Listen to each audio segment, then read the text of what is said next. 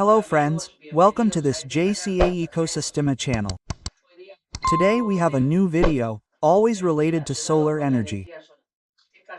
In this case, we are going to talk about water tanks or reservoirs for solar water heaters. The topic we are going to discuss now is solar thermal energy. Very soon we will start with photovoltaic energy.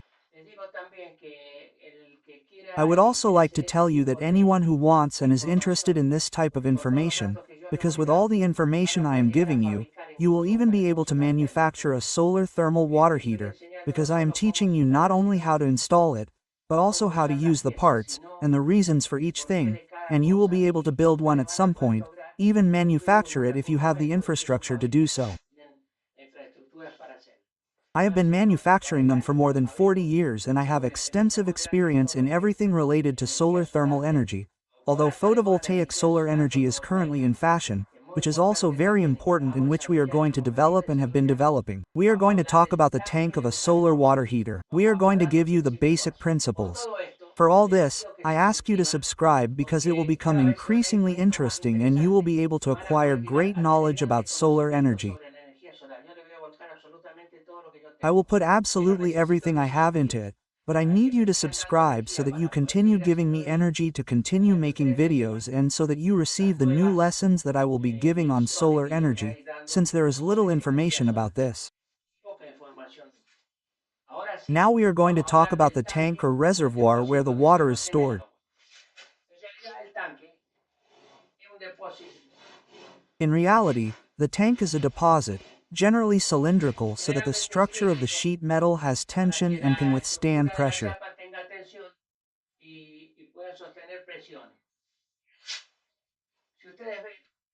If you see the first solar heaters, they were placed in this vertical position. Here I am going to draw a screen. The cold water, which I took from below, is heated in this area when it receives the sun's rays. Since there is a difference in density, the cold water is heavier than the hot water. This is a kind of scale. The hot water rises and the tank is connected to the top. Well, that's fundamental at the beginning of the tank, the connection below, cold water, and the connection above, hot water, because in reality the water doesn't cool completely in the tank, it cools down. Well, water is not conductive, so it cools in layers. Since it's lighter, the hot water stays up here and gradually reaches a lower temperature until it reaches the cold water down here. Well, this is the circuit system between the screen and the water heater. It takes cold water from below, feeds the screen, it's heated by sunlight, the temperature increases, a kind of balance is produced. There's more weight here than here, and the water starts to rise. This system is by thermosiphon. There's another system where there's a pump here that makes an effort to pump the water and it generates the movement. But the most interesting one is by thermosiphon, where the energy consumption is zero to move it. If you see, these were the first water heaters. I've been manufacturing water heaters for 40 years, 45 years, and at one point I used them vertically.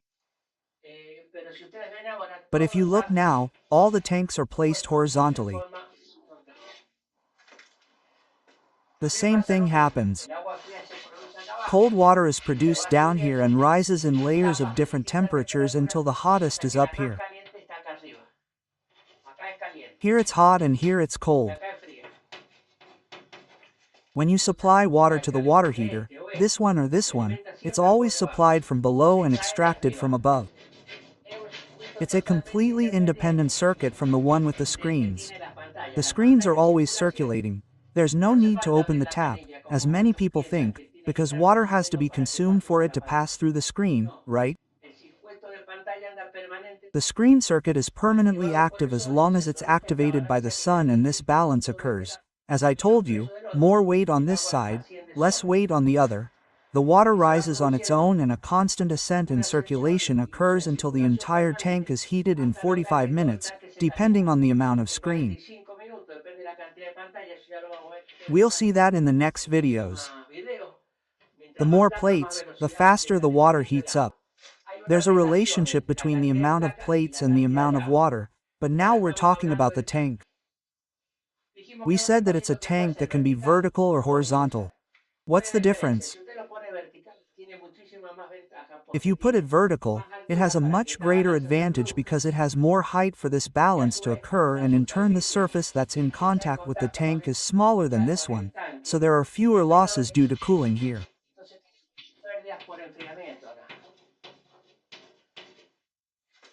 So, the first solar water heaters were made vertically and they worked very well. But what happened when we were going to install a water heater in a house?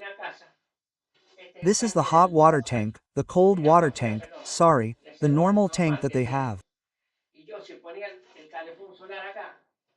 And if I put the solar water heater here, it would be at the same level as the maximum of the tank, and I had to raise this tank and the installation was very cumbersome. Instead of raising the tank, manufacturers began to place the water heater in this way.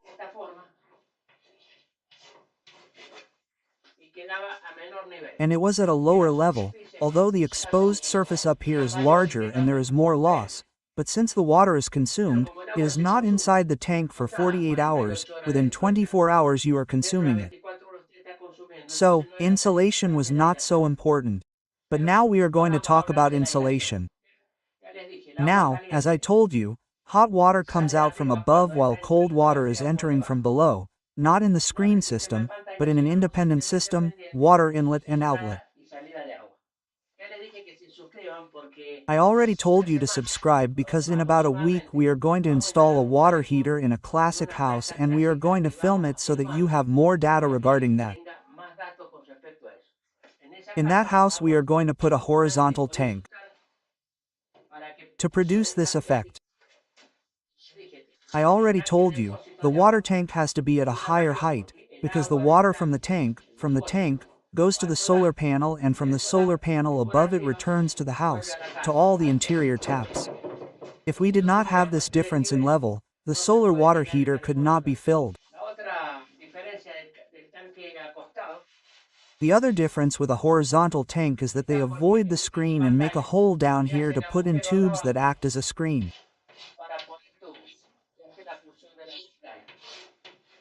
I already explained that in the previous video, you can watch it. When putting in tubes, you necessarily have to use a lot of tubes to increase the surface area. Since they are inserted into the tank, they also have to be horizontal.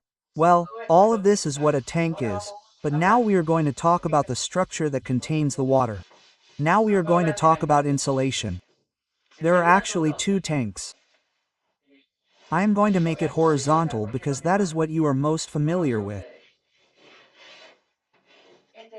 This is the tank that has a water tank, but the surface is placed.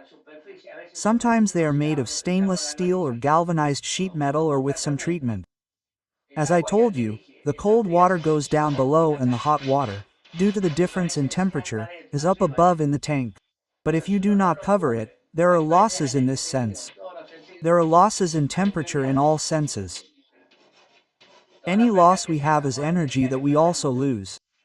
If we want to take a bath, for example, it never gets sunny at 6 or 7 in the evening, when the sun has already set, or at 9 at night, or at 10 at night, or at 3 in the morning. This insulation has to work well, because if not, the water will be used up and it will get cold. Well, then, what happens? The solar water heater has two tanks, one inside that holds the water and the other outside.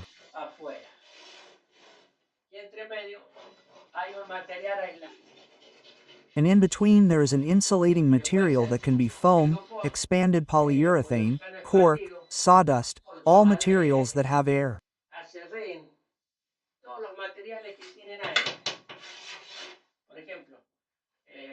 For example, glass is not an insulator, but if you have fiberglass, which is a lot of thin strands and so on, in the middle there is air. What is actually air? Styrofoam is expanded polystyrene and has air. Expanded polyurethane is also air mixed. It is a foam that solidifies and forms air. The thickness of this insulation is also essential to prevent losses. If the water heater is placed horizontally, it will have greater losses than if it were placed vertically. I already explained why. Because the cold water is at the bottom and the hot water is up here. And if you analyze this surface, it is much smaller than this. It is half of the tank. Now, another issue is very important.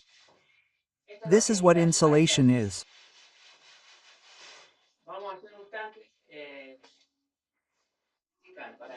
We are going to make a vertical tank so that you can understand the connections that the tank has, which is the difference with respect to other water heaters, a cold water inlet below the system and a hot water outlet above.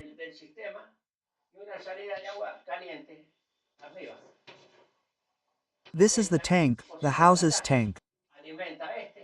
It feeds this and returns to the house. Down here there is usually another water heater, gas or electric or whatever. And it is the same pipe that feeds the other water heater and in turn the pipe of the taps. This water heater can be turned off when this one is working. You can see that the water enters from below.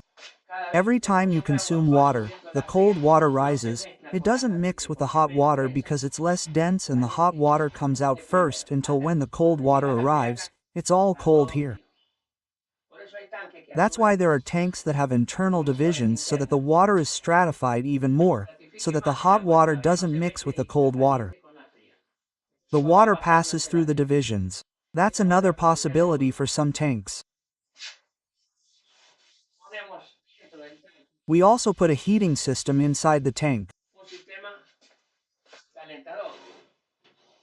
Let's suppose this is the tank. One day with little sun, we had almost cold water, half cold and half warm, no more. And we put this heater in. And now I'm going to show you this.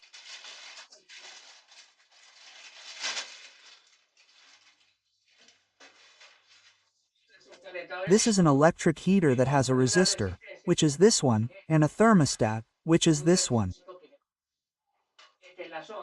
This is the probe that goes inside this pipe. And here we have the two connectors that go to the resistor and here the temperature selector. This resistor is screwed in here. This is practically the resistance of the U and this is the pipe where the temperature sensor goes in. Okay, where do we put this? If we put it down here, we have to heat 200 liters of water.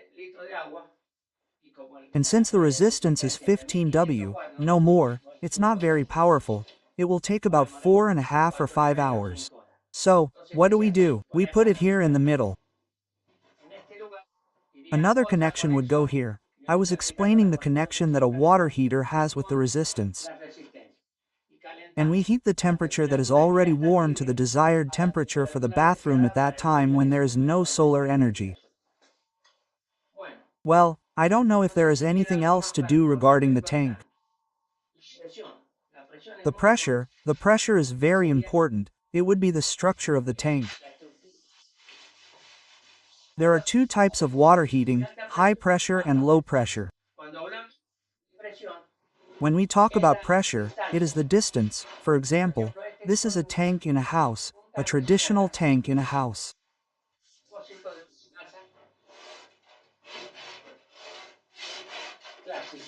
This is the house. We are going to make the window and not the door. Well, a bit exaggerated, but this is the water level in the tank.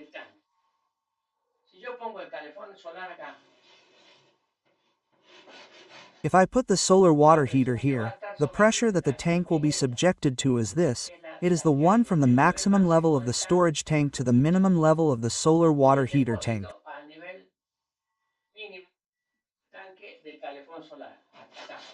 Up to here it could be 2 meters.